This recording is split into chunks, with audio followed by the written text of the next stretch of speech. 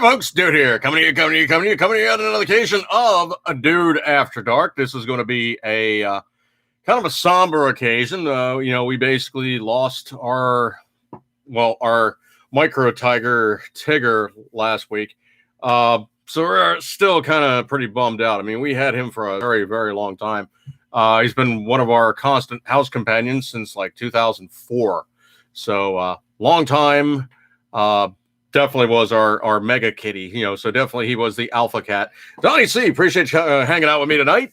Good stuff like that there. And now checking things out. I am not on Facebook, unfortunately, because Patriot Fever. Abrams, what's going on, brother? I'm sorry. Wrong person. Patriot Fever. Okay. Not Abrams. Abrams, the California Libertarian, I think, or something. But Patriot Fever, appreciate you coming by. You do have little Patriot 3 sticking on the sidecar. So good stuff like that there. So like I said, essentially, I'm not on Facebook tonight because I made Callie. There he is. There's Abrams. Okay. Sorry about Tigger. Not Tiger. Tigger, like, the Disney character. And there's a reason why I had to call him Tigger, so Mrs. Dude would allow me to keep a cat. There's her very first cat, and pretty much she's really still kind of really broken up about it because he literally was her very first cat. And he had a personality that was just far and away beyond most cats that I've ever known. Do appreciate the sentiment there. Everybody basically chimed in on that one. Kind of a somber occasion. I mean, he was 19. And his health had declined very markedly. I mean, I can depict like between like the day of his passing and like 3 or 4 days previous, and he was up and he was moving around, and like the day of his passing, he was out of it, man. He was crashing, and I don't want to get into the nuts and bolts about all the going through it to finally his final passing. I mean, that's stuff I don't want to really get into. But let's just say his health was declining rapidly, and he probably was looking at a very soon imminent demise if we hadn't stepped in. And we just didn't want to see him like that. That was not the lifestyle of which he deserved. And one of my other friends had expressed it as he was not going to be in cat dignity. And I thought that was just a great way to phrase it. He was not going to be enduring his existence in cat dignity, which is just a great phrase. Hope he had his fill of catnip and kitty heaven. I'm sure he's still probably making his rounds now because he's probably had restored nubbies. So now he's probably chasing all the girl cats up in the afterlife and having a good old time. And truthfully, he truly did deserve that. He was just an awesome friend, an awesome pet, and he's definitely missed. As a matter of fact, Orange is kind of still like moping around a little bit. And those two were together for, the majority of Orange's life. I mean, Orange was like not even barely a year or so when we brought him into our house. And those two were together, scrapping and finally making up and being friends. And, they actually were buddies. And that was kind of one of the funny things is Orange is still kind of like, really seeking like, reassurance and, petting and, actual physical contact. And Orange is like a really physical cat to begin with. If you sit down someplace and you give him a moment's notice, boom, he's on you and he wants attention. Callie's shotgun. It's 1 Callie, 2 shotgun, 3 libertarian. I know, dude. I know. 1 state I live in, 2 second type of firearm, 3 I bought, 3. I got that, dude. I got that. I sometimes confuse names, being dyslexic. I do these things. Patriot Favor says probably digging the curry cup of noodles with the seasoned liberal mice meat. Yes, I'm sure he probably has plenty of liberal mice to wish to nibble upon, and I wish him good times in the forevermore. No, I'll see him again. That's one of those things. Is I know this is school. This is school. We basically do that which we need to do to get our spiritual next level, and then we proceed onward and do those things as we've I really can't lay claim as to what is the graduation process where you finally just move on and you get your next step up. I have no clue. I do believe in reincarnation, and it's kind of one of those things that's kind of like very, very metaphysical and, mixing things up with many different aspects of things. I mean, I identify as a Christian.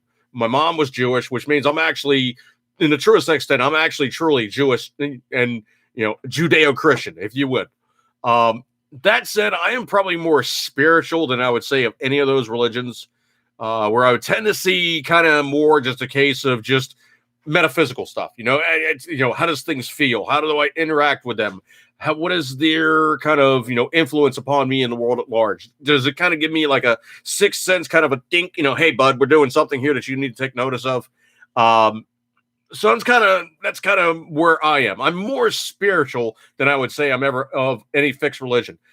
Jokingly, I've said I am a member of the Church of the Open Meadows.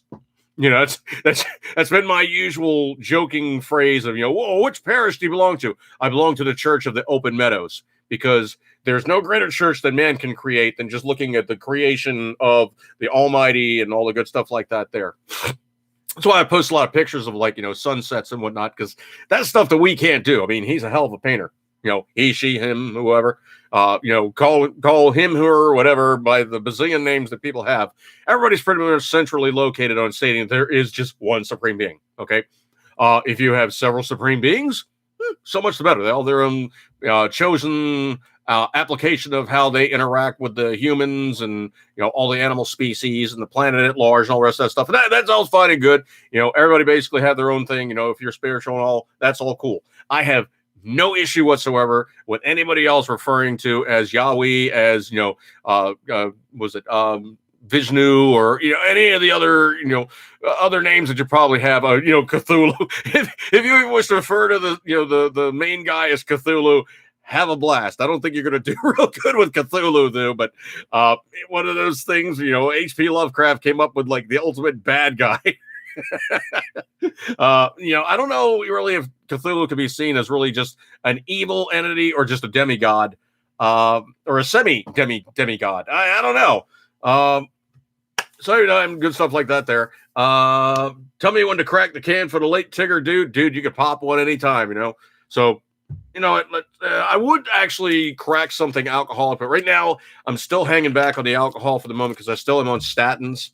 And that's my choice. I mean, I can drink.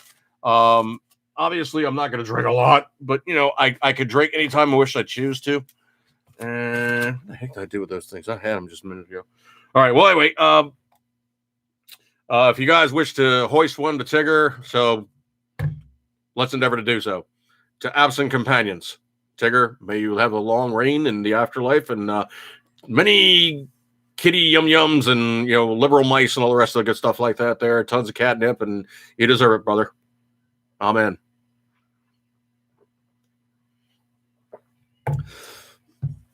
All right, so I called the shot. So go ahead and hoist one there, Abrams. I would definitely appreciate you toasting one to our friend who is now no longer with us. Let me move on to other things. I mean, that's part of the problem too, is also I have my stack of stuff that I go on to with just kind of like a zeitgeist thing with Facebook. I'll usually have basically stuff popping up, and I'll put it in my timeline and what have you. And the problem is when Facebook puts me on a 3-day or a 5-day or a 30-day, it's like all that stuff just I got this one sound guy. All that stuff just kind of goes just like this. Yeah, it just puts it into a great big splat. It just nothing works right at that point. Everything seems to just go completely screwy. So yeah, I mean, oh wow, I forgot I actually had that one. I actually was messing around once, and I actually audio filed Tiggy.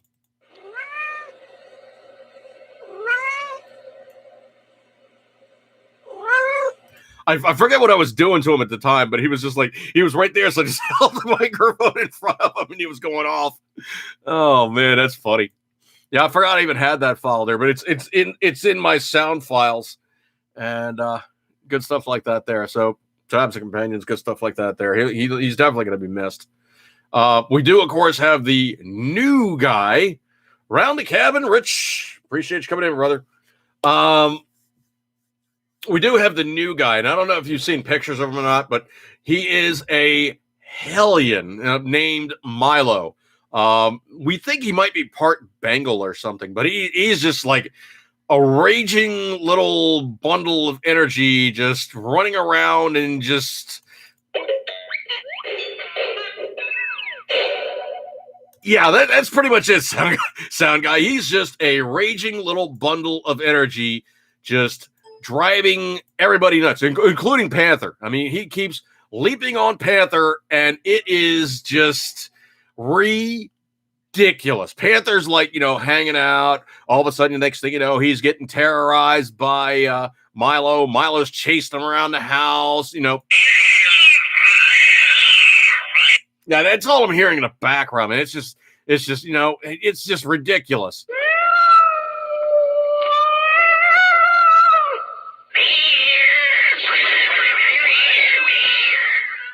I mean, that's literally all I'm hearing sometimes with just Panther's like, dude, get off me. And of course, then you have Milo like, oh, no, I'm the kitten. That means I got to drive you crazy. He's probably about 4, not quite 5 months old now. And he is like a bundle of energy, which is funny though, because you have like that whole ferret thing when they're running around a muck and they're like terracing, and all of a sudden it's like nap attack. They're done. They're done. Damn, who let AOC on the show? Oh man. Man, you know what? She is the gift that keeps on giving. That whole thing about like, oh, I felt so endangered when they stormed the building. It's like, biatch, you weren't even in the building. Yeah, that's been really funny. People have been calling her out on that one, and they've been saying, okay, you weren't even there. Why are you laying claim to fame to say all these things were happening? How much did it suck? And how sad you were? And all these other scary things. Yeah. No. No. Bad. I don't know if you guys been keeping up on this one. I am going to try. I'm going to try my darndest. I'm going to post up a video, and it's going to be a very, very pro-gun video. It's going to be a construction video, and I am basically replicating the Forgotten Weapons What Would Stoner Do project. Now, the What Would Stoner Do project essentially was, they said, okay, if Eugene Stoner was still alive to this day, with modern manufacturing processes, with modern materials, and of course, looking at the way that the U.S. military is going with shorter, faster, lighter, better, what would he do with the M16 AR-15 platform? Now, what they did was they got a hold of some Faxon products, and Faxon stuff is great. I mean, I like the stuff a lot. Only problem is one, it's not cheap. Two, the scarcity of it, because Faxon right now is completely just, they're going balls to the wall, try to crank out as much as they possibly can. And right now, I think they're physically at their absolute limit of production, which means, of course, everybody's like, oh yeah, Faxon stuff, that's great. Yeah, let me go snap that up. Well, before long, everybody's snapping up, makes for scarcity. And of course, with all the scarcity, then you have a problem with simply just acquiring it, no matter what it costs. So I was looking at the construction they're in, and of course, obviously, Faxon barrel is what they used. They used a 16-inch, and they used a 14.5 with a permanently attached flash hider as the basis for the build. And that's the other thing you got to remember, too. Anytime you build a rifle system, the very first thing you're looking at is not so much the action, not so much the stuff bolted onto it, but it is almost always going to be the barrel, because the barrel is exactly what designates the accuracy potential of that weapon system. Now, you can ask anybody in the industry. They'll say, oh, yeah, well, what do you want best? You want, they want the best stock? You want the best trigger? You want the best barrel? If you talk to anybody that's in the industry, they're always going to tell you 99 times out of 100, they're going to say, you know what? I want the best barrel, because with the best barrel, I can make an okay trigger or a crappy trigger still work. I can make an okay or a crappy stock still work, because the barrel is going to be the constant I know is going to produce the same results consistently.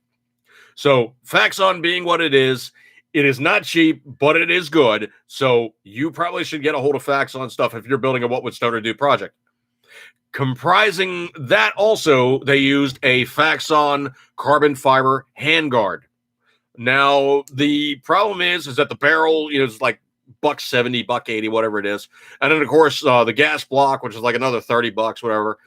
That's not ridiculously expenditure, screaming, oh, I can't manage this. That's roughly market prices for a medium quality or an okay quality barrel. The problem is that the handguard they used was also a Faxon handguard, but it's like almost $400. Now, I'm not afraid of spending $400 on a carbon fiber handguard. Only problem is they are sold out and they're like, don't have, no moss. We ain't got. Sale US, appreciate you coming on, dude. He says he likes the AK platform shooting AR-223. Such rifles do exist. They never jam up and shoot as far as the AR. AK versus AR, if you're getting the weapon system to jam, you are doing something wrong. To make a weapon system jam in the first place. I mean, you've seen the pictures of the guys in Nam. They're all walking across the river. They have the rifles above their heads. There's a reason why. I mean, you don't want to introduce a bunch of crap into your firearm in the first place. If you get it wet, yeah, obviously, 5.56 versus 7.62 by 3.9, you have to be really, really careful to make sure there's no water in the bore of the barrel. Very simple, very easy to fix. You simply just pull the bolt back a little bit, tilt it down, and what happens is you break the air seal, and the water can then run out. A drop or two in the barrel is not an issue. A barrel full of water is an issue, and you will positively blow the thing up in your face. AKs tend to be very, very forgiving. Of course, 30 caliber tends to be way more forgiving. 5.56/223 seems to be a smaller hole, which holds more water. And it's kind of like a vacuum thing, kind of like when you take a straw and you dip it in a glass and you hold your finger on the top, it basically holds a column of water. AR-15s will do that. AKs seem to not do that as much. I mean, any weapon system could potentially have a bullet obstruction by water in the barrel is not a good thing. Let's see. Didn't Arlie prove that AR was better than AK on locked and loaded? Well, that was more an accuracy thing. And you can, if you look at the slow motion videos, an AR shooting basically has a little bit of a bobble, right? An AK shooting looks like a snake having a seizure because you're talking a very flexible sheet metal receiver, very sloppy tolerances, which is the reason why an AK runs and runs and runs and runs. You can do anything in the world to them, and they seem to keep on going. Literally, the maintenance on an AK is pretty much like take weapon, splash weapon in mud puddle, slosh mud puddle, wash off mud, take shoestring, put knots in shoestring, pull shoestring through bore. Weapon is now maintained. Walk over truck, dip finger in oil, splash oil on bolt. Weapon clean. That's pretty much it. ARs tend to have a little bit more of a predilection for cleanliness. Of course, I love that bit about, they crap where they live because the bolt carriers spit all that crap out. If you look at an AR-15 when it's being fired, the side of the bolt has two little vent holes. That gas is farting out of the receiver. Yes, it does have a direct impingement. Yes, you will get more soot and stuff in the front of the receiver. And probably after about 5,000 to 6,000 rounds, it is going to start getting a little gunky. If you shoot an AR-15 for 5,000 or 6,000 rounds and you don't clean it, you're a dumbass. If you shoot an AK for 5,000 or 6,000 rounds and you don't clean it, you're equally a dumbass. There's no reason in the world why you shouldn't take that weapon system after you're done shooting, and at the very least, take a patch, cover with, your gun oil of choice. Basically, give it a good wipe down, wipe out. Take a clean one, wipe down, wipe out. Re-oil it. Basically, if you want to clean out the bore, fine and good. However, I have heard people say, well, why are you cleaning out the bore?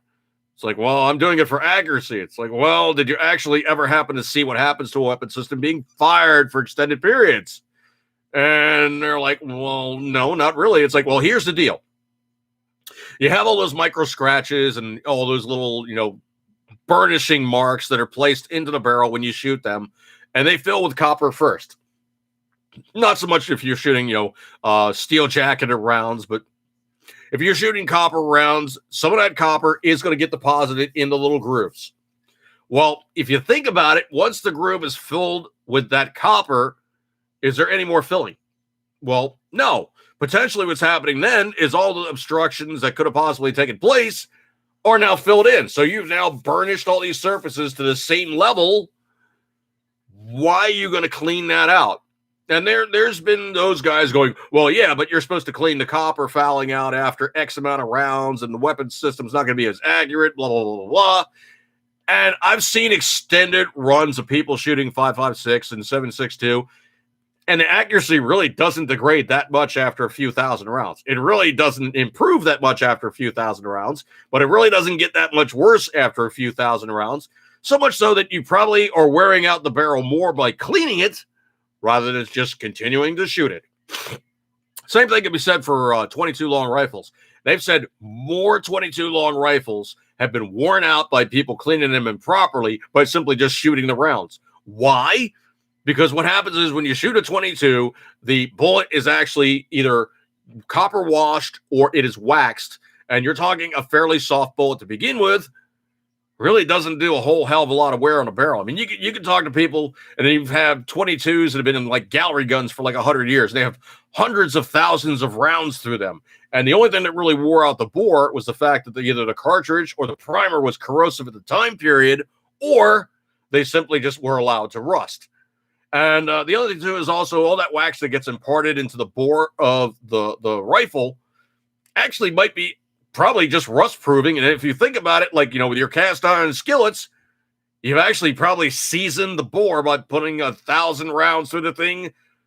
Probably you don't need to do that. With a 22, the worst you ever need to do with a 22 is probably a lightly oiled patch and just run it through the bore. That's it. There's not a whole hell of a lot more going on there.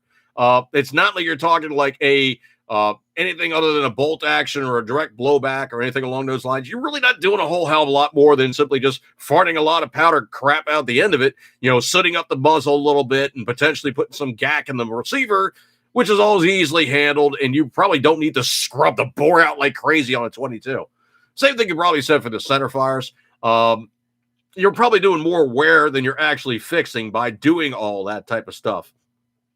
Over here in the room, let's see.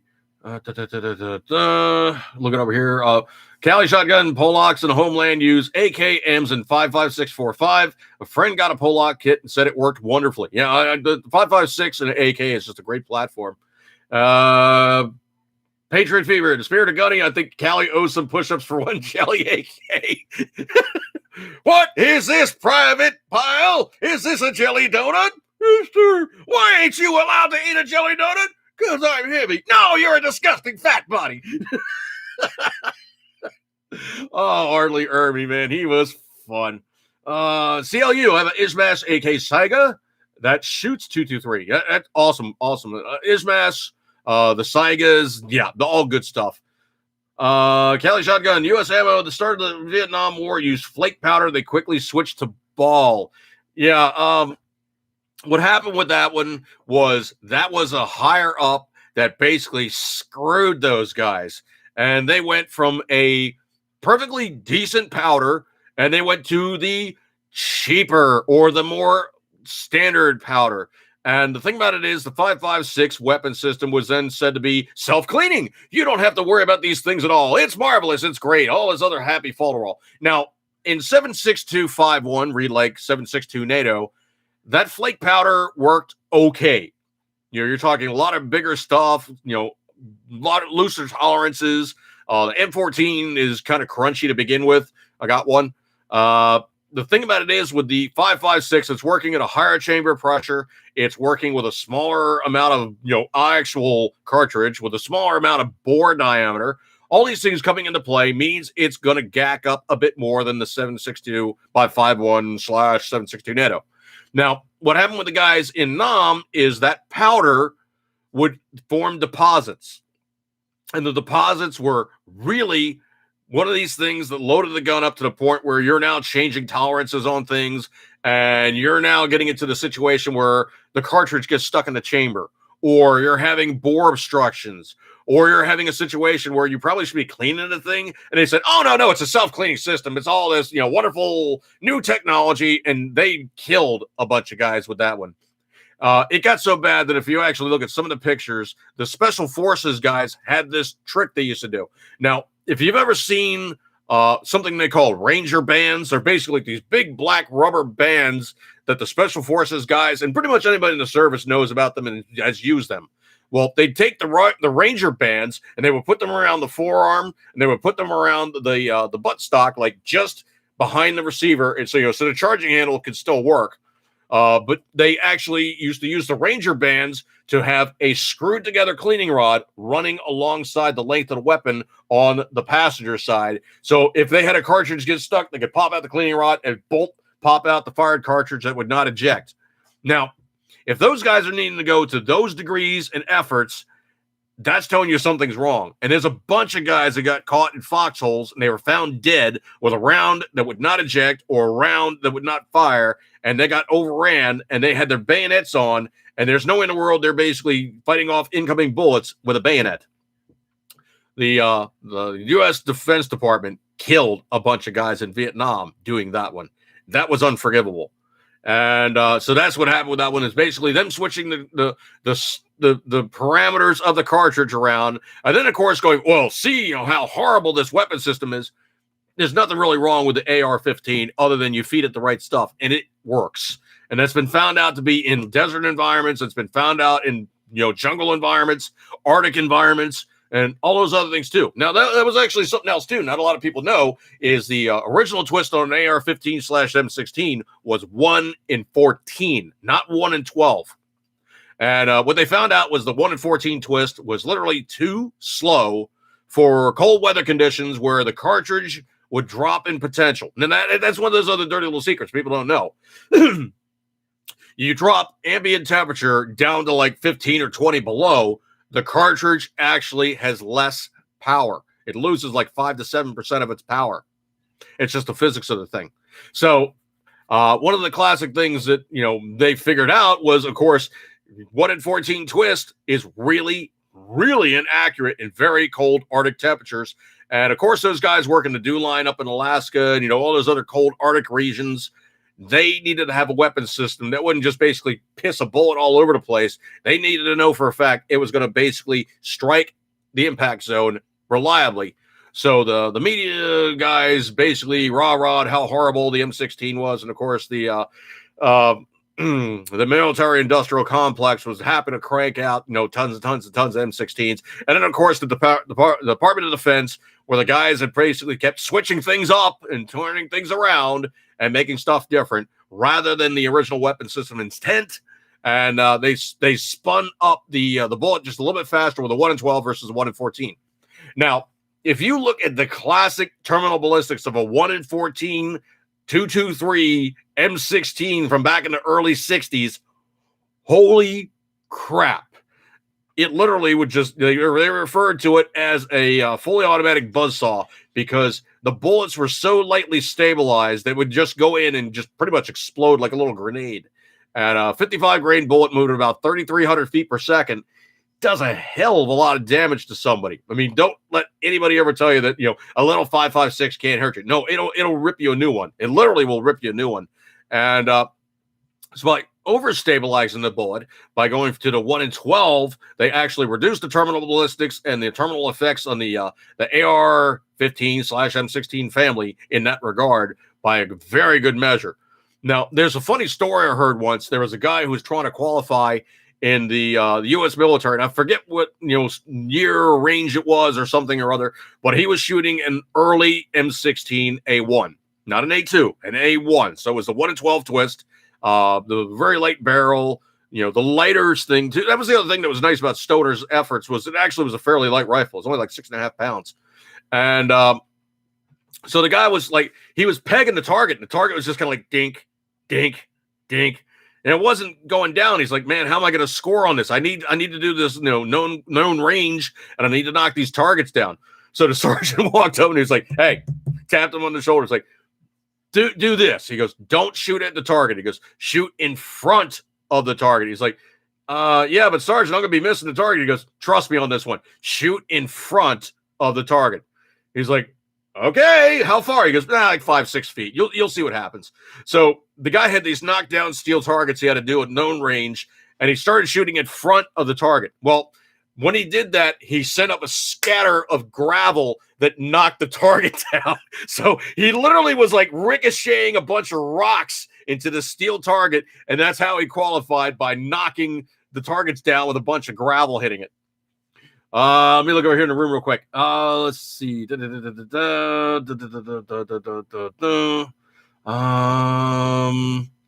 U.S. Okay. Now, you CLUS, they would tell you to piss down your Mosin Nagant to clean it from the corrosive ammo. Well, that's one I'd heard. It's basically assault. So, truthfully, all you really, I mean, your classic old school, old Western way of cleaning your black powder rifle, your black powder pistol, revolver, as you were, if you wanted to get off the black powder residue, essentially you would just boil the parts. Or you would dump boiling water down the rifling, you clean out the barrel, and you would do it that way. Now, the thing about it is this. If you're dumping hot water in a steel weapon, and you basically, you're blowing out the excess water, and the weapon is still hot, it's going to dry itself out. So that was the science behind that one, was boiling your black powder components, and then putting them to the side. Obviously, they're hot, so you put them to the side, and they would steam clean themselves and obviously would dry themselves from the remainder of the heat imparted to it by the hot water. Let's see. AR-15 has a hybrid impingement piston system. There was an in-range episode on this.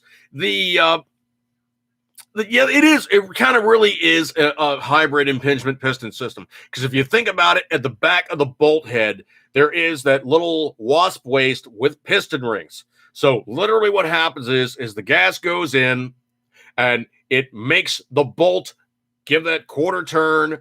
And then, of course, in the process of doing that, it's unlocked. The gas then can push the entire bolt carrier back. The excess gas, of course, farts out the two little vent holes on the side of the bolt carrier. Everybody goes back, kicks out the old cartridge, kicks in the new cartridge. So, yes, it is a hybrid impingement piston system. This is true. Along with the Hakim, along with the SKS. There is a lot of weapon systems that really aren't true piston systems. The SKS is kind of almost like a short piston setup, kind of like the M1 carbine.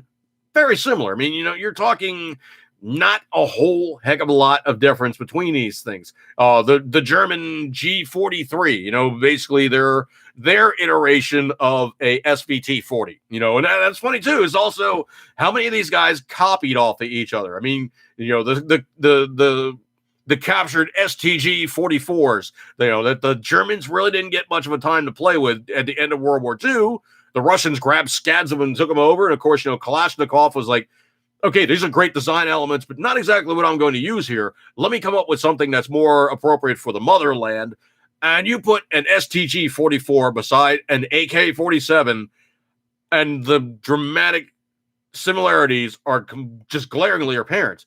Now, that was one of those other things, too, is they noticed with the AK is with a milled receiver, there's a couple problems. Number one, it's heavy. Number two, it gets hot, and it stays hot.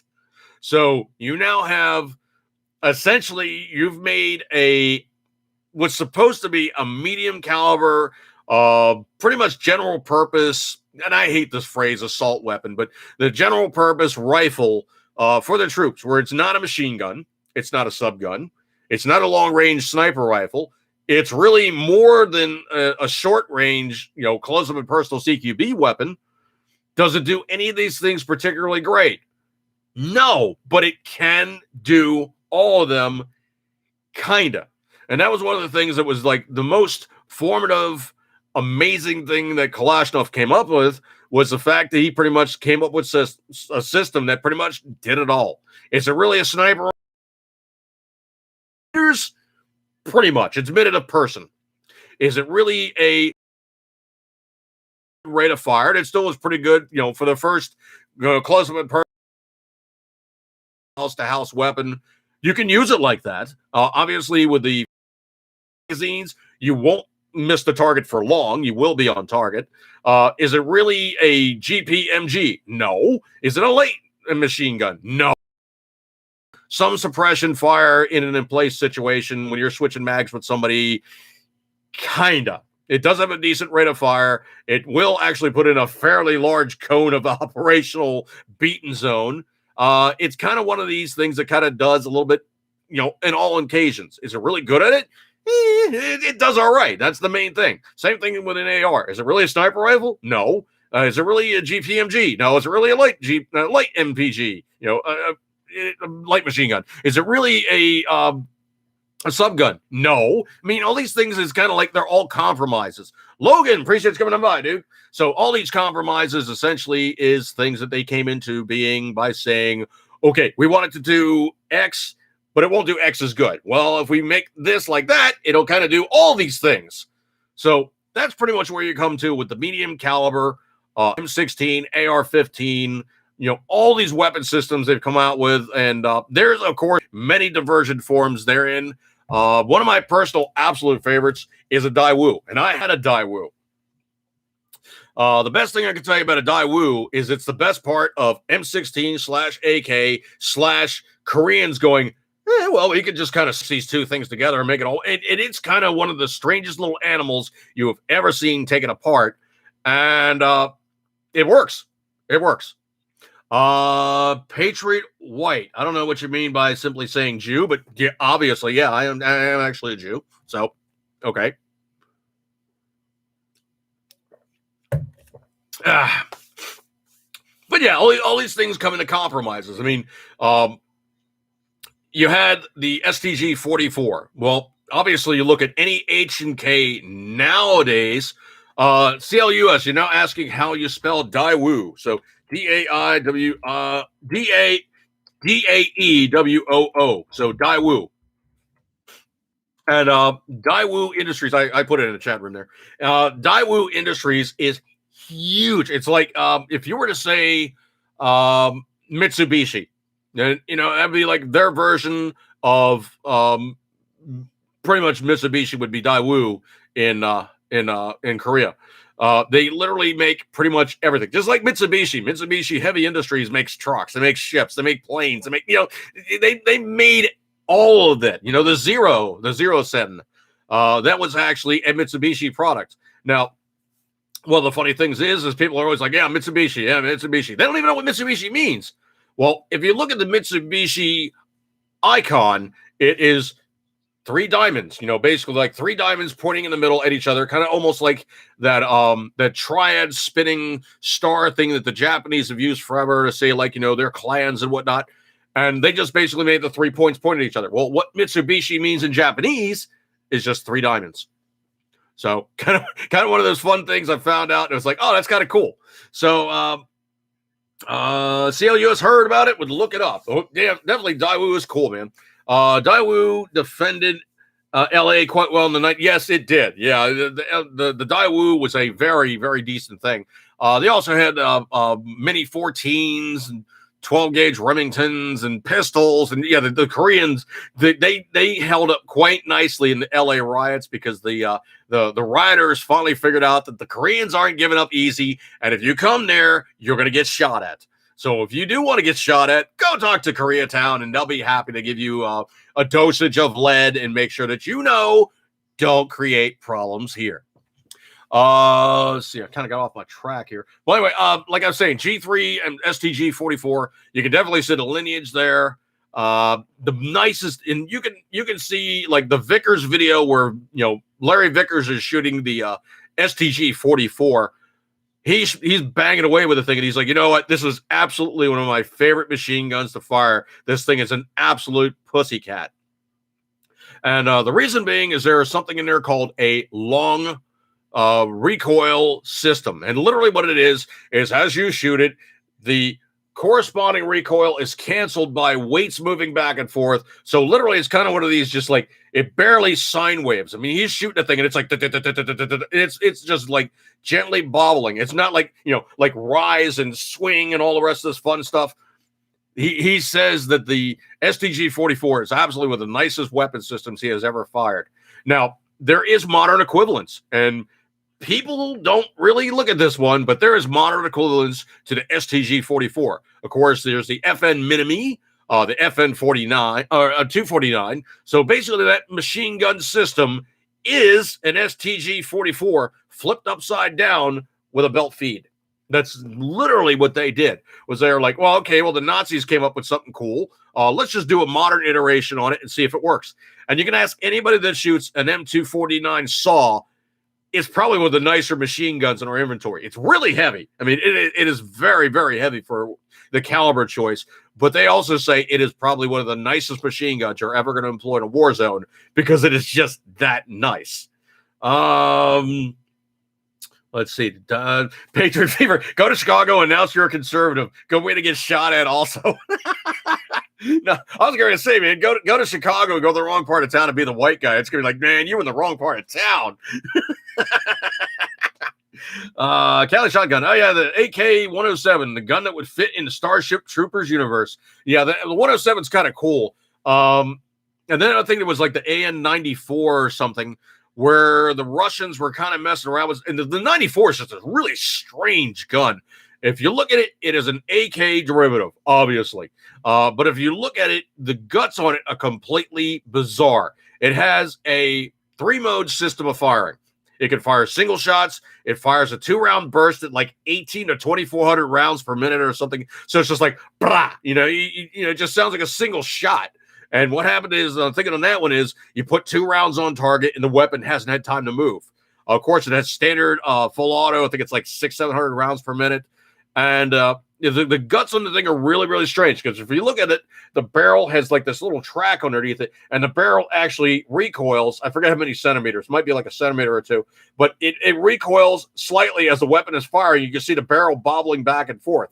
The magazine is actually not straight up and down, but cocked off like 20 degrees, I think it is, to the left.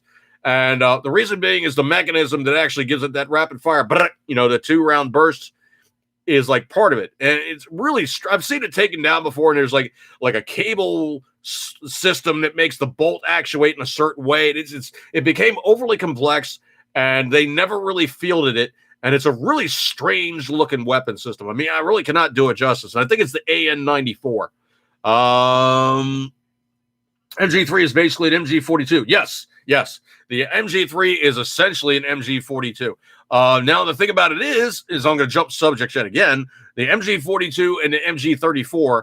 The MG42 is an improved product version. It's all stamped steel. It's really kind of an ugly duckling, man. They got away from all the forged metal. They wanted to basically put together a machine gun as simply and as cheaply as possible. Remember, Germany is really getting their asses handed to them on all sides, and they need to just crank out stuff as fast as possible. And they do need to do it as cheaply as possible. It's still with German technology, so it's going to be overly complex. But it needs to function correctly. It needs to be easy to make. It needs to be fast to make. If you can make it out of sheet metal, it's even better. So the MG42 versus MG34. MG34 had an Einenfeuer and a Durafire. So basically it had 2 triggers. So you could single shot and you could full auto. Now, the thing I thought was really cool about the 34 was in the mount, you could basically adjust your T&E, so your track and your elevation. You could get yourself on target. You fire off single shots, see where your bullets are impacting. And then when you think you're in range, let them have a blast. And the other thing, too, is also Hitler was the reason why the MG42 has a 1,400 round per minute rate of fire. I mean, it's absolutely, it's just like, they refer to it as Hitler's zipper for a reason. The rate of fire on it is so high, you can't help but squeeze off 4 and 5 round bursts, even just tapping the trigger. You cannot help but just, you're basically going to put out a burst. Now, the amount of ammo that those things expended was just nothing short of ridiculous. But Hitler, in his infinite wisdom, said, oh, yeah, more ammunition is better. So put out more ammunition, kill everybody that's coming at you just by spraying rounds everywhere. Doesn't really work really good. As a matter of fact, they said that, the 34 was a very, very effective weapon system, short of the fact you basically ran out of ammo faster than everybody else. Let's see. WeHaul Racing YouTube algorithm has sent a gift. Crazy Cracker Gabe, no bayonet charges, stamped. Yes, it was definitely stamped. The 42 is pretty much the product improved version. What are you doing, Arch? Oh, Orange is sniffing one of the other cat's butts. Of course, sure, why not? Let's see. AN-94 is a rocket surgery with wire and pulleys. Don't even understand. The mag is offset to the right. Pulls the barrel back and tosses the second round while in motion. I've seen the thing fired in fast mode, man. It's like, right. It sounds like a single shot. It's really sick. Hi, Orange. Are you trying to say hi? Yes. Take up tomahawk throwing over bayonets has a nice screw you factor to it. Well, if you look at the Patriot, Mel Gibson was definitely making the Brits unhappy with his tomahawk. Single shot, two shot burst at 1800 RPM in full auto. Correct. Yes. I knew it was like some ungodly amount of rapid fire with that AN-94. And I remember when they came out, and it was like the magazine articles on it were kind of there. Of course, this is like, I think it was pre-internet when the AN-94 came out. So, most of the press you were seeing about it was obviously in gun magazines, Soldier of Fortune, Full Auto, what was it, Machine Gun News, stuff like that.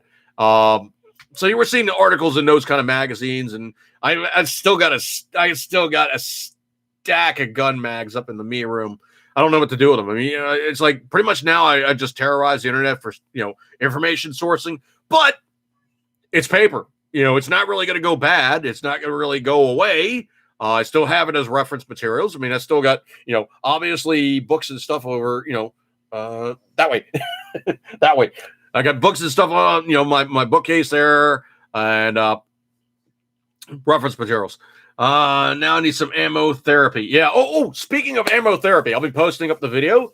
I'll keep that as a surprise. I will be posting up a video. I went on the internet, and of course I was ammo searching, and right now 22 caliber prices. 22 is 40 to 50 cents per round if you're lucky. I mean, I'm seeing like 500 rounds for like $200. Not good. Not good. I really, truly wish, in my heart of hearts, I wish I'd bought more when stuff was cheaper.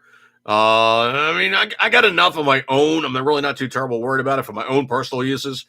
But the thing about it is also there's that capitalist in me that's going, well, the price is really high. You should probably try to sell some. Well, it is also the case of, do I want to sell the first line stuff, or do I want to have a second line of potentially selling ammunition? Well, I think I go into that in this video that's coming up, so stand by on that one. And of course, like I said, what would do video, I'll be posting that one up. I also have it loaded up on Rumble, so if YouTube goes, that's not allowed, and they chuck it off, I'll just simply post the link over to Rumble. Start using Rumble for more of my gun vids. What's the most Weehall Racing. What is the most overcomplicated gun you know of from the 70s and 80s? Most overcomplicated gun. It's not from the 70s or 80s. It's probably going to be something along the lines of like the FNAR, which is that 308 wannabe tactical rifle that they came out with. It's a modified version of the Browning BAR. Here's the part that's not so good. Most of the time you have a military weapon system or just something that's civilian pointed. Hey, check this out. It's going to be our newest, bestest counter sniper rifle or, weapon system that you can employ to your guys. They want to make it simple, stupid, and easy. The FNAR is so complex that they literally tell you in the owner's manual, for full disassembly, send it back to the factory. What? Well, no, if you take it apart, there's special fixtures and tools that you don't have access to put it back together. No, not cool. No, don't do that. Q Daffy Duck, dude, you're despicable. Shooting foul for thinking about reselling ammo. No, I can do this. If you have a glut, or if you have enough, you can do this. Or you buy some, you sell half, okay? I'm not going to sell it all. But yeah, I mean, if the way things are looking right now, if I want to make a few bucks, strike while the iron is hot. Wow. And the other thing too is also I charitably have a second source of ammo. Now, the thing about it is am I going to put that out there where I'm going?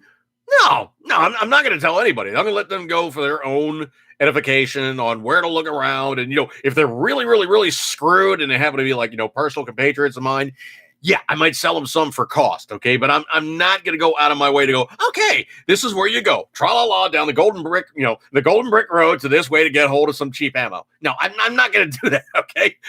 I don't cut my nose off to spite my face. Is it possible to have enough ammo? No. No, no. It is not possible to have enough ammo. There's never enough ammo.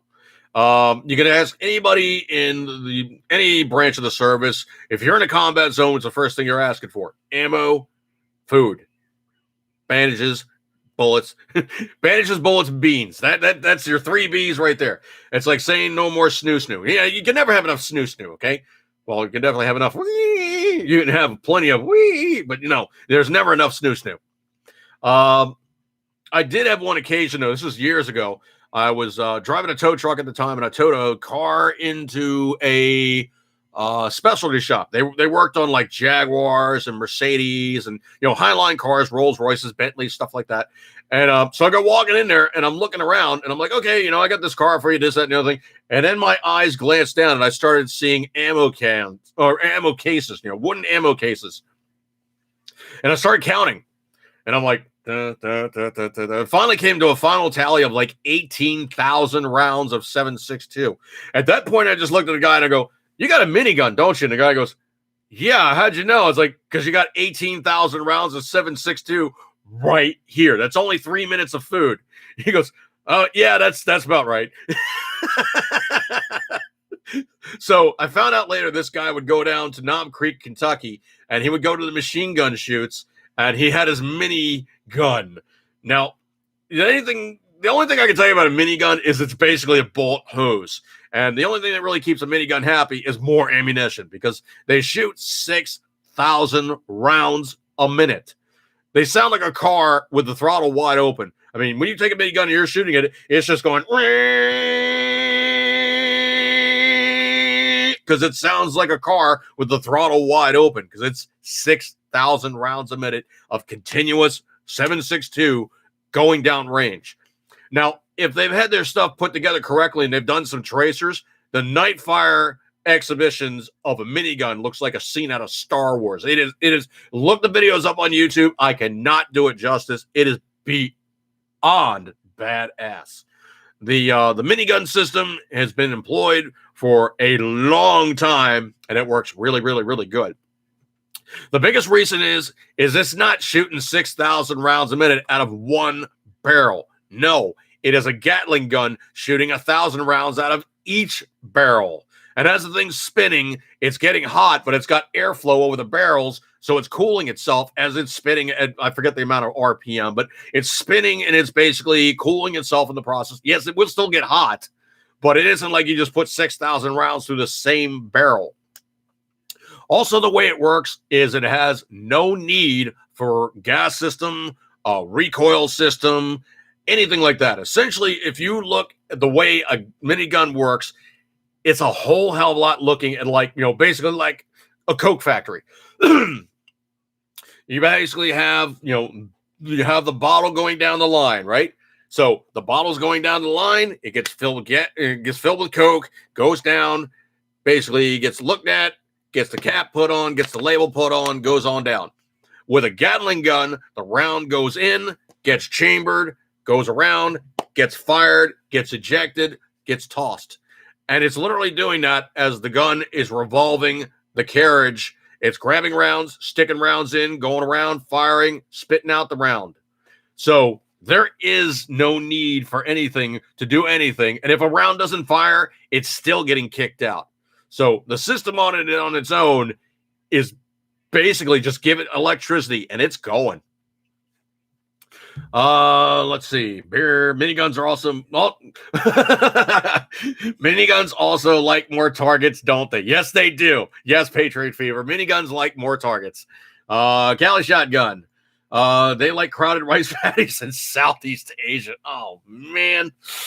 All I gotta say is the AC-130 is a thing to behold, because it's got two of them going as it's flying in a circle. 40 Mike's flying down. It's got the howitzer on the... Oh, man. Puff the Magic Dragon makes a hell of a mess. Belt delinkers are fun. Yes, Crazy Cracker Gabe. Belt delinkers are fun. Yes. Well, that's the other thing, too, is also, if you see guys in the AC-130 when the miniguns are going, they have coal shovels, and they're basically like shoveling brass out the throw-it-out hole. because they got to keep up with this thing just spitting just so many expended cartridges. It's just insane. They look like the guys are in reverse on the old style steam engines. They're not shoveling coal in, they're shoveling brass out. It's absolutely insane how much stuff that thing generates. The AC-130 is just all that. Flying ones also like Soviet tanks. Yeah, you're talking about my neighbors. I don't live too far away from Martins Air Base, and Martins is literally the location of the Maryland National Guard, Air National Guard. So my next door neighbors are actually A-10 Warthogs, and they fly around. So I'm at home sometime and I hear and they're flying around, and they're not slow, man. I know that there's faster jets, obviously, but they're not slow. I mean, the never exceed speed on those things, I think, is like 470 or something, 450. But still, they're not slow. And they come in and they make a heck of a mess because they're carrying a massive, massive Gatling gun. And it's a hell of a mess maker. I mean, they literally come in, and if you've ever seen the footage of those things engaging anybody, all you hear is, or, bang, bang, bang, bang, bang, and then, because you hear the rounds impacting first, then you hear the thing firing, and then you hear them like swooping away. And they do bursts. They can't hold the trigger down because they only got maybe 10, 15 seconds of actual ammo on board. Minigun and Mod Deuce in one MG pit equals dead commies. Well, there's a lot of weapon systems that definitely comprise a lot of bad, times for other guys. Minigun and Mod Deuce will definitely do it to you. Mission Gates, long time no see, dude. I remember watching you years ago while using a Tigger mug, talking about spam and canned chili. Well, I still rock the Tigger mug. Actually, this is actually Tigger mug Mark II. The previous one cracked, and man, I'll tell you what, it took a while to find another Tigger mug on eBay. There's actually a little story behind these things. Mrs. Dude and I have been to Disney a bunch of times in Florida. We actually got married in Disney in Florida, and they actually stepped down in size. This is a 24-ounce mug, man. This is like my morning Java. I pound a 24-ounce cup of coffee because that's just where I go. But you can see these things, and it's hilarious because it's like it started at 24 ounce, then it stepped down to 16, 18 ounce, whatever. Then it stepped down to 12 ounce. Then it stepped down to 8. And it's like the cups have gotten progressively smaller as the years have gone by. So finding one of these things, new or new used or, new condition or, decent used condition, it took a little while. They're not cheap. I mean, that's the other thing too, is also I might have to get another one because you never know when this one wears out, and I might need another one. That's the other thing too, is also I don't know why in the world they would crack or not crack, but the previous one cracked. Where the heck did they make these guys? Hang on a second here. Still leaking Tigger juice. Same with a pound of bacon these days. It's like diet food, okay? You know what? I'm going to keep myself honest here. I got to get my peepers now. Unfortunately, it's that whole thing about small font versus large font. My distance vision has actually gotten better, and my close up has gotten progressively worse. So I'm losing the small font and getting the distance. So I've gone from 2100 to 2040 now, I think. So I can almost drive without glasses. Almost. I'm still not going to do it. That's just stupid. These guys were made in Thailand. So the thing about it is they're also rarefied because they don't make them like this anymore. Now they make the smaller ones. They're not nearly as big and obvious stuff like that. So anyway, what else comes down and needs attention here? Well, let me do a quick scrounge and show off. I went to a local gun show. The state of gun shows right now is kind of not great, mostly because ammo prices are beyond insane. I mean, I was looking at some of the ammo prices. They were talking 100 round boxes of 22 for $20, $25. Just beyond measure of twice as much as what he ever was. I mean, I remember, of course, I'm now setting the Wayback Machine, but I remember those, 100 round CCI, was it Mini Mag hollow points for $7, $8? Now they're 25. these guys know what they're getting and they know where they're going from. And I really think they should go somewhere else, but that's just me expressing myself. Well, anyway, so I went in there and I was scrounging with dude, and we were going back and forth about the Mountain House guys. He was selling it for 10, okay? And then we're getting towards the end of the show, and we did a little bit of wheeling and dealing, and I got him for 5. So I was like, you know what? That one's cool. I probably need more. Well, I probably need more. Well, I probably need more. I probably need more. Yeah, I probably need more. So I snapped up a bunch more just in case, because you never know. What else did I get in here? Oh, yeah, that's right. Found myself another set of 1911 grip panels because you never know. You might break the previous set. I actually don't mind the military nylon ones. I think they actually look kind of cool. Got them for a really good price. So this is all long store stuff too. And the dirty little secret is all these Mountain House guys before, and this is one that used to crack me up. They used to say that these, the retort bags were only good for 10 years. Well, I think somebody called them on it, and they're like, well, actually, they're good for like 20 years. Well, the dirty little secret is as long as the pouch is intact and it's in good stead, and obviously it does have the little, oxygen absorber in there, they're probably good for a lot longer than that. The only thing that's really going to drop off is you're going to lose nutritional value simply because things just, getting old and oxidizing. Even if there's no oxygen in there, stuff's still oxidized. Like vitamin C is the first thing that drops. Connor Stanley, how much was there for the AR-15 mags at the gun show? Well, here's the problem. In the state of Maryland, we are limited to a 10-round magazine. And the prices I was seeing for like Magpul 10-rounders is pretty much market rates. There's nothing really crazy. There was some ASC magazines. Used to be C products. Their mags were basically on par. I really wasn't looking for magazines per se. I obviously do, scope out everything, and I terrorize all the tables, and I'm obviously, scrounging.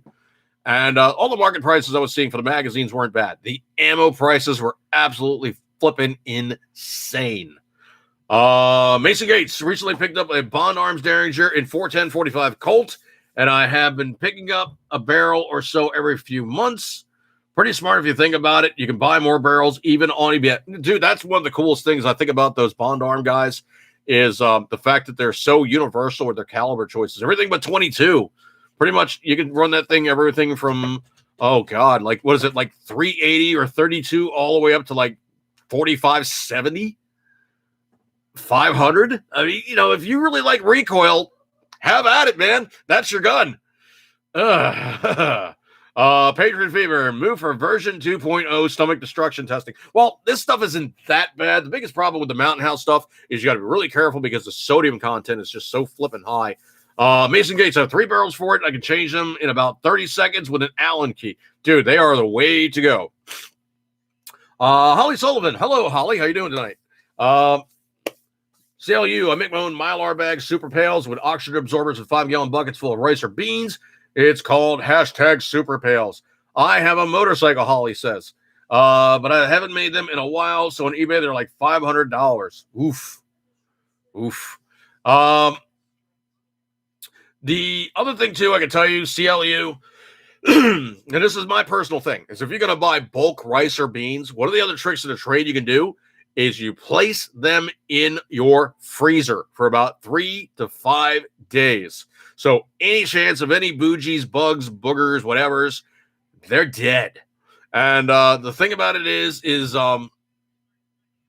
if you freeze and kill all the bougies, you don't have to worry about the bougies, basically propagating and eating your stuff. The other trick of the trade, of course, is you wish to nitrogen purge anytime you do a long store item. And nitrogen as a tank is cheap. Nitrogen is 78% of the atmosphere, so it's really easy to obtain. It's really cheap to obtain. And if you do a nitrogen flush, there is no oxidation.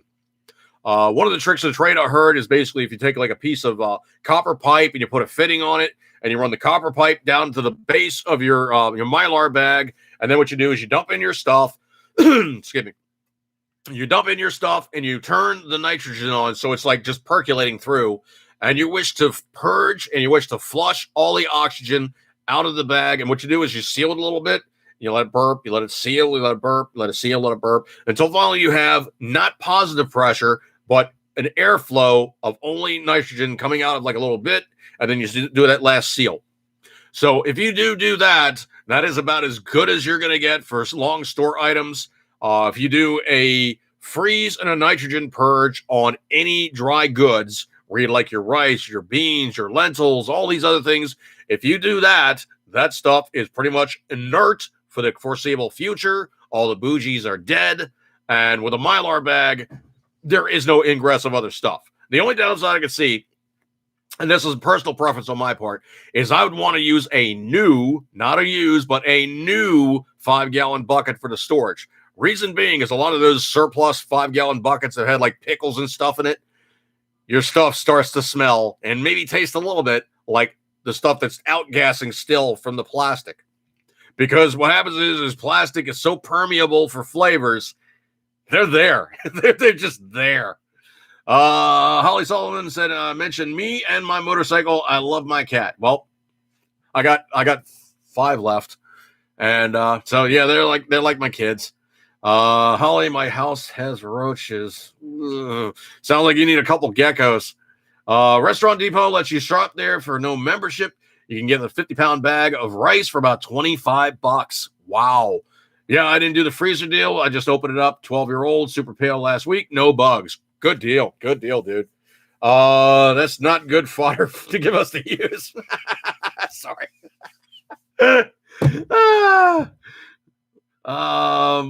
CLU sounds like I know what I'm talking about, I guess. What are we talking about? I'm kind of slow.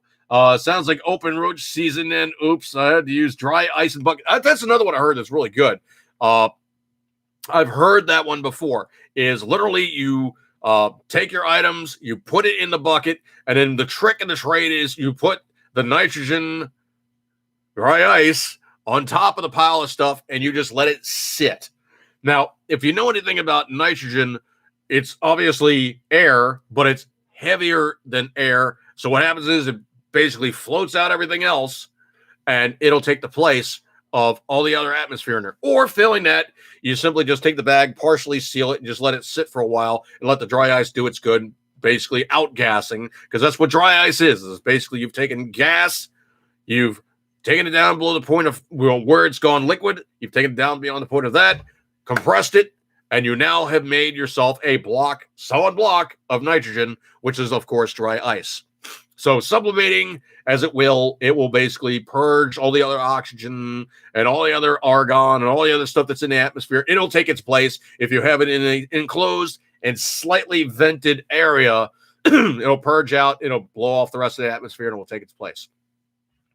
What are we talking about? Kind of slow. We're talking a little bit of everything, Holly. I'm kind of I'm a dog in traffic. You set me loose, and I just kind of just go. Obviously, we had firearms talk earlier, and now we're kind of just like talking about long store items. Just remember, Nerf Tommy guns equals sore Miss Patriot butt cheeks. Oh, jeez. Obviously, Patriot Fever's doing target practice on his wife.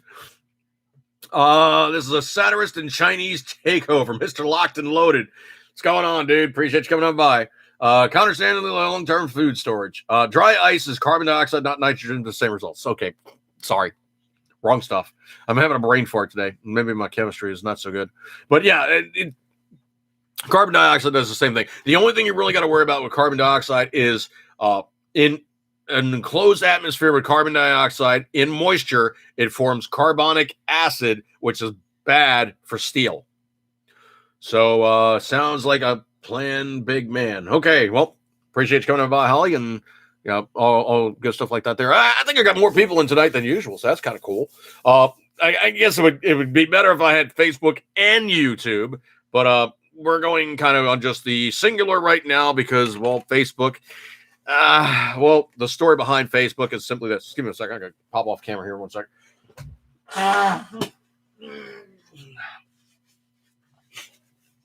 Sinuses, gotta love them. Anyway, what happened on Facebook is one of my friends posted up a story where Ford, the car company, has told China pretty much just They gave them the V, no more you. Goodbye.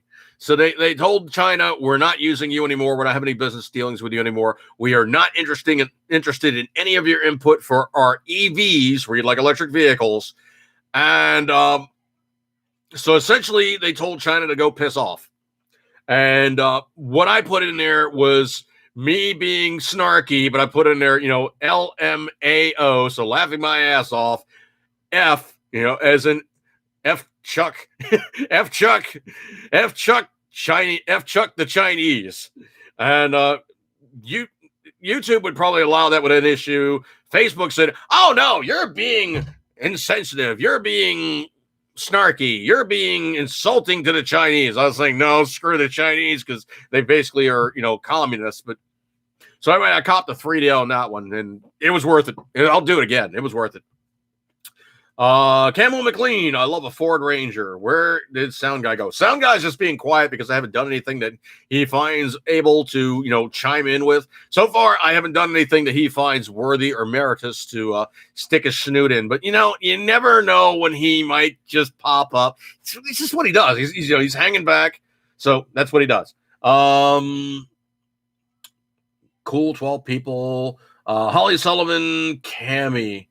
You watched Dude After Dark too. First time. Okay, well, I'm not going to take that out of the room, Holly, but thank you. She says, blank the commie bastards. Yeah, I hate commies. And, I got that. Campbell, I believe I'm in full regard with that one because, that's just how they are. And in the scheme of things,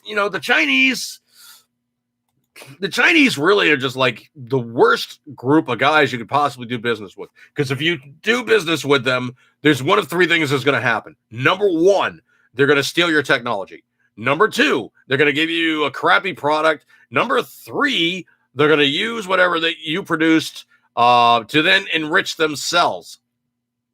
So it's kind of really short-sighted to say, it's cheaper to make it in China. Well, in the short run, yeah, it is actually cheaper to make it in China. But if it's total crap and it keeps breaking, you need to buy 3 of them because none of them actually last and they're total junk.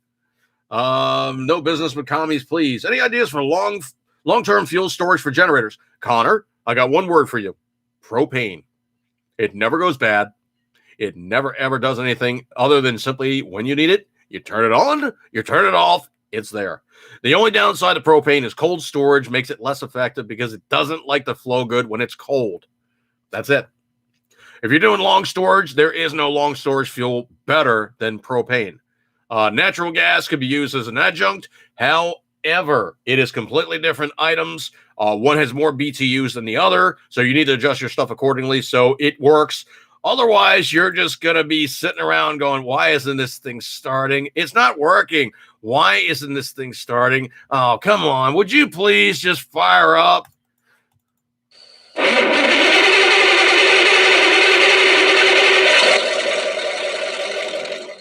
Oh, there it goes. But anyway, the biggest problem, of course, with gasoline or petrochemicals is you're always going to have a few things happen. Number one, it's going to either go bad or it's going to gel or it's simply just going to break down to constituent components because the dirty little secret is the gasoline of the 1940s is not the same gasoline that they're making nowadays. Now, if you look at fractional events on, petrochemicals, here, let me break it down for you real quick and dirty.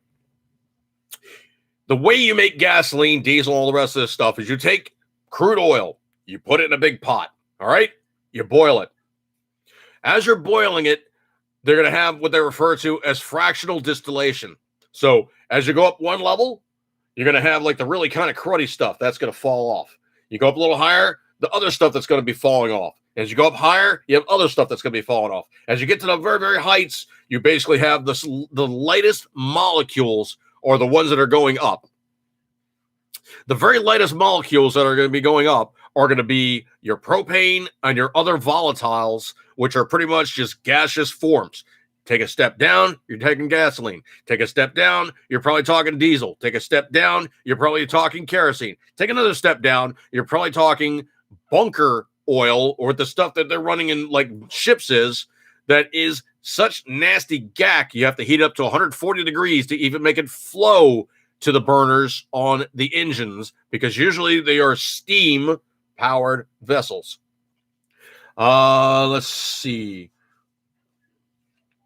Looking over here, I want to personally thank you years ago, helped me put together some homemade MREs, and I haven't forgot the information and the man and the mug. Mason Gates, I do appreciate that most kindly, and glad I can be of help. Feed my cat for Chinese food. And feed your cat for Chinese food. Oh no, dude, you never ever want to feed your animals anything Chinese. It's bad stuff, because you never know what you're really truly going to get. They send over all this crap. And the biggest problem is you don't know what you're getting, okay? The Chinese will send over stuff, and it's stuff that they won't eat, or it might be stuff they'll eat, because they don't care about the population, but they'll send the stuff over to your animals, and you never know what the contents will be. Yeah, probably something like that, okay? Your cat will be going, hey, I don't know if I like this food. Kitty's not doing good. Kitty didn't like it. No, Kitty didn't like it. Nope, didn't like it at all. Let's see. Going over here in the room again, working. Holly Sullivan says, I work in design and plastics, and it is a pain, but 99% of the businesses I contract for work to work with China for cost reasons. Well, they're cutting off their nose to spite their face. Let's see. Connor, they sell some propane converters for generators online. Live in an RV full time, and we use propane for almost everything. Well, the biggest thing you got to worry about with propane, of course, is your cold flow issues. So if you're running propane, and okay, there's a little bit of a story I got with this one. It was kind of cute. Guy was driving around, and I forget how old it is, but he's driving like an old pickup truck. Obviously had a carburetor on it, and the fuel pump went out. So he's like, well, we're stranded. And the wife's like, well, what are you going to do? He's like, I got an idea. So he basically took a hose, stuck it on the LP tank, propane tank, ran it up, popped the hood, tied the hood down so it wouldn't flop over, ran the hose into the carburetor, and basically started the car up. So they're driving around, and she's like rationing or adding more or playing with the valve as he's saying, more or less. And they're driving along. And I think they were in the mountains at the time. So they're basically up and down mountains and whatnot. And obviously what's going on is anytime you run a propane cylinder really fast, the stuff inside is obviously evaporating. As it's evaporating, it's making the thing cool down. So she's holding it. It's getting colder and colder and colder and colder and colder. And then they get to the point where they're like, okay, the gas station's only like 2 miles ahead. And so the LP cylinder is getting really, really cold. The ice is forming on the outside, so it's really like exacerbating the situation. He's like, shake it, shake it. So they're driving along, and she's like shaking this propane cylinder, trying to get the thing to keep flowing. And they managed to fart their way to the gas station, and he could actually wrench on the car. But that's only one situation where, you have to worry about like flow rates on like propane. Usually the situation on that one is you have a heated tank, or you have a tank that has a situation where it's two tanks. So they're both flowing not as much, and they're not dealing with the evaporation making the cooling process occur, which is roughly the same thing as a car air conditioner or a home air conditioner. You've taken Freon, you made it evaporate, which cools, then you basically run it through the other side. You have the compressor, which compresses it back down into a liquid form. Obviously, you then take the heat out of that with a radiator, and then you run it back to the house again where it evaporates, and yet again. So that's the end process of an air conditioner. Essentially, is the evaporation of the coolant is what keeps you cool. So if you reverse the process and you take cool coolant and you make it hot, you send it into the house. Well, that would be a heat pump, which only works down about 27 degrees, and then it stops working. So you supplemental heat. So you may just get a real heater in the first place and not get a heat pump. Let's see. Looking at Holly. Holly's been very talkative tonight. Let's see. Amount of times I've seen one of the designs. Few binders I designed for Staples that are everywhere now just because they use the same templates. Sucks. Hate it. Poo. Campbell, I bought a pallet of cat food from China, and it gave my cat diabetes. Oh, man. That was one of the things, unfortunately, Tig was suffering, and it was going to be getting really, really bad very, very soon. Thank you for the rundown of fuel. Holly Sullivan, haha sounds. Mr. Locked and Loaded, probably human flesh. You know what? I wouldn't put it past them. And the Chinese do some really disreputable stuff to their own people. Dude, true story. A Chinese place moved to our town, and all the stray animals disappeared, and then the dogs, and then the mice. Ooh. Yeah. Mr. Locked load of food shortages, but there's still plenty of meat. Ugh. What are you, a wannabe Walker? Oh, jeez. Dude, are you sure it wasn't Focus? Yeah. Campbell McLean, WWG, 1WWG, Rock and Roll. Okay, well, I don't know what that means, but okay. Sometimes the room goes back and forth with like 3 or 4 different combos, and I'm trying to catch up here. But the thing about it is the propane is actually your long store fuel. Now, my next door neighbor has an external bolt-on generator, and the way it's set up for them is it's hooked into the main power. So we have a power failure, turns off. Like 30 seconds later, I hear brrr, and that thing's fired up next door, and it can never, ever run out of gas. Why? Because it's running off the natural gas that is piped into your house anyway. So it has a constant fuel supply. It'll never run out of fuel. And the people that had it before him were an older couple, so I guess they just never wanted to be without power. But those units are not cheap. And every once in a while, it'll fire up, it'll go through a test cycle. And it's not ridiculously loud, but yes, I can hear it in the house when it's running. And yeah, it's not oppressive, but it's like having a lawnmower going the whole time when it's doing a test cycle. Would I want to have everybody in my neighborhood with one of those? Yeah, not really. It'd be kind of damn annoying. But I'm thinking if power goes out for an extended period, I might ask him, hey, man, can I jack into something and, plug in my fridge?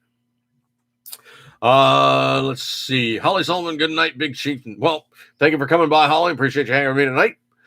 13 Patriots now. We are rocking. Yes, indeed. Let's see. Oh, are you leaving, Holly? We Muskrat. Dude, watching your videos coming on for a decade, still haven't changed. No, dude, I haven't changed in the slightest. If anything, the only thing I got is, maybe another scar. Yeah, they did heart surgery on me last February, so I have been replumbed.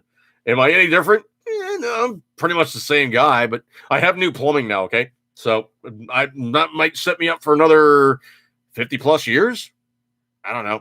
Maybe I can still eat like crap. I don't know. I'm sure my doctor would be like, dude, no. It's like, well, I'm taking statins. It's like, no, stop that. Stop. You got to eat better. So I actually have been eating a little bit better. But, junk food is still junk food. And, well, it's still tasty. I mean, it's not like I'm going to basically live on the stuff. But, sometimes you want to have like a little something. Holly Sullivan, yeah, I got to hand it to the missus. Haha. Maybe catch some grub. Okay.